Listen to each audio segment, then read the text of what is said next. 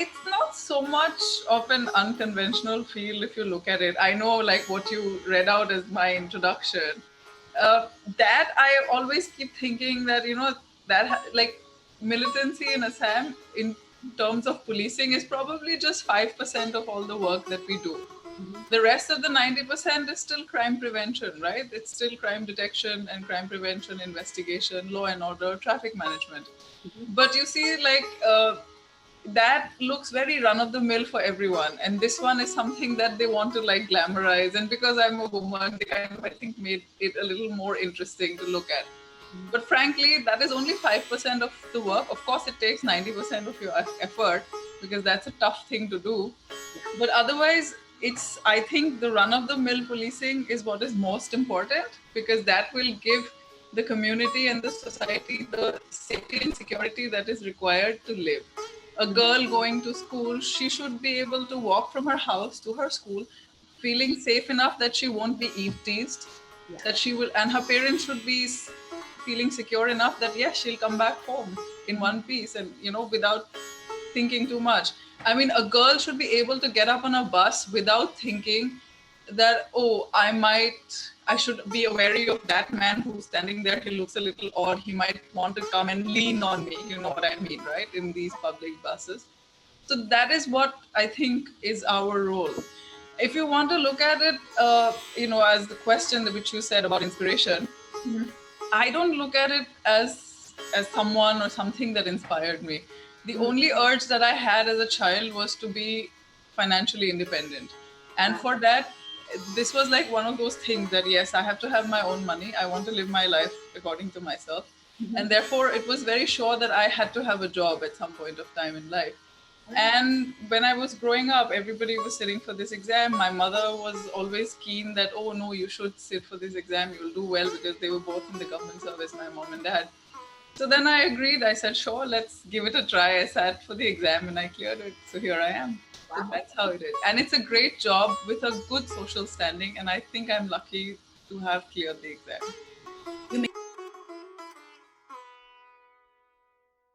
I looked up to my mom, for sure. Because she's a doctor, and this was one thing that always stayed with me. Like, I saw her dedication to her work, and I saw how much effort she put into that. And I always saw her fortitude in living the life, whatever was handed out to her. And I thought that it was a very dignified way of doing things. And I always did really look up to her. It's very strange. Like, most of the role models that I had as a kid were not people that were far away. I mean, of course, we liked our film stars and rock stars and singers and everything else when we were growing up. But more so, it was my school principal, Sister Victoria Nunes. I used to look up to her. There was another teacher in school, Miss Lewis. She was another role model there. And when I came to college, there were all these teachers and professors in Delhi University who made such a huge impression on me. And lastly, of course, my guide, who was with me for my MPhil and PhD, Dr. Chintamani Mahapatra from JNU. Okay. And that also made quite an impact, because I could see these people who were professionals and who lived their lives, with when they had to work very professionally. And otherwise, they were personally so warm and so caring, and they were also careful enough to kind of let me know what they had learned along, their lives. So I could make a decision, or I could have something to think about before taking a step forward in my life. I think to a large extent, since my parents were already in the service, they understood the concept of an all India service. And they understood the difference between, they understood the importance of being an Indian police service officer to that extent. But of course, I mean, yes, they had their own misgivings in the initial years, and the first few months after joining Assam, I was there in Guwahati when I was doing my ASP ship under training. And I saw my mom graduate, she learned her lessons along the way. So the first couple of months, mommy used to sit and wait for me to come home, and then we would both eat dinner together. And then after some time, it was like she would eat her dinner, and then she would wait until I came, and then she would kind of serve, like, try and make something fresh and feed. Another month or so later, she would go off to sleep. There would be food in the hot case, So they all learn and they all agree. And for them, like, I was 26 years old when I joined the service, right? And I'm sure, like, this is how I think about for my child. So I think they also thought that here is a kid, this one's not grown up enough.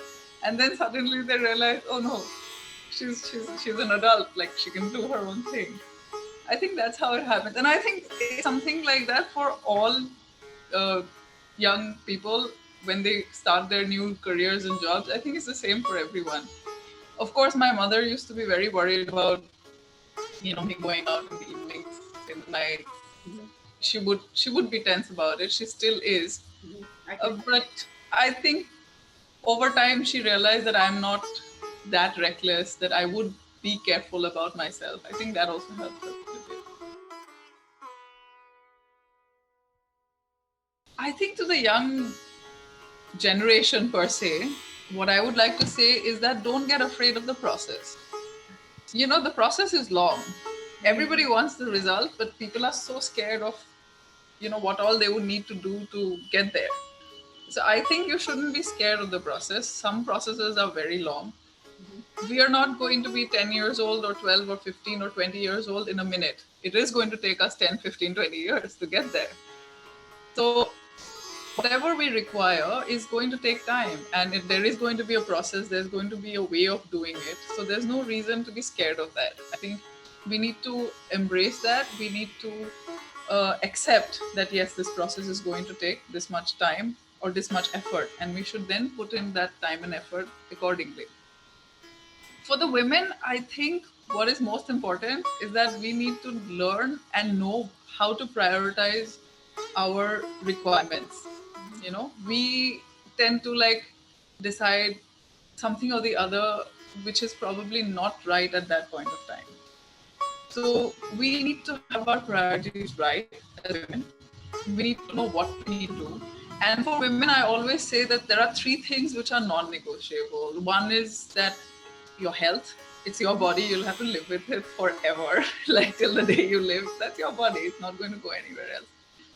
The other thing is education, because you need to be knowledgeable. A woman needs to know. It's not, you can't just flounder, or you can't just think that someone else will help you out. You need to know for yourself, and education is a must. And the third is financial independence, because without this, it doesn't matter what you wish, you won't be able to do what you want to.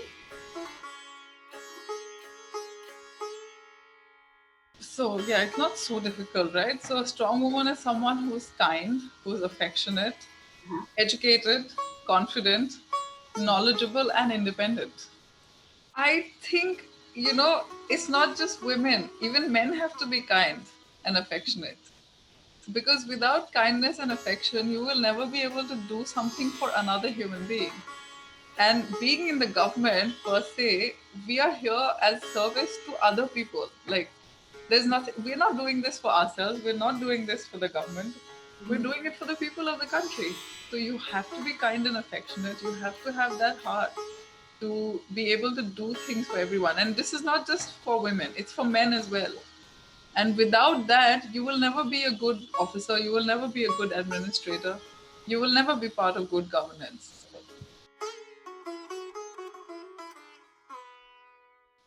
Um, I think, like, whenever I go for any of these meetings, interviews, or even like panel discussions, people want to know about how did you study and how do you work and how do you maintain, like, your balance at home.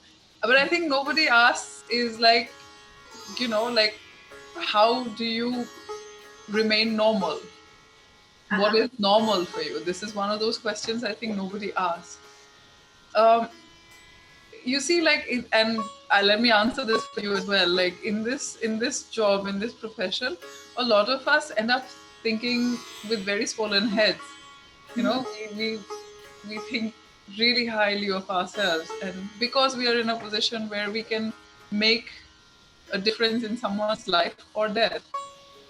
And I think that is where the fact that we have something else to look forward to, someone to answer to, I think that helps. For me to be normal is that, you know, no matter what action I take, whatever step I take in my professional life, I should be able to come back and explain it to my son when he grows up or when he wants to ask me a question. And unless that happens, I don't think we can like maintain that normalcy and that sanity. And I think this is something that we kind of forget. We want to like think of the entire being in power as a whole game of only power. Whereas with power, if you don't have the attendant responsiveness, then it doesn't make much of a difference.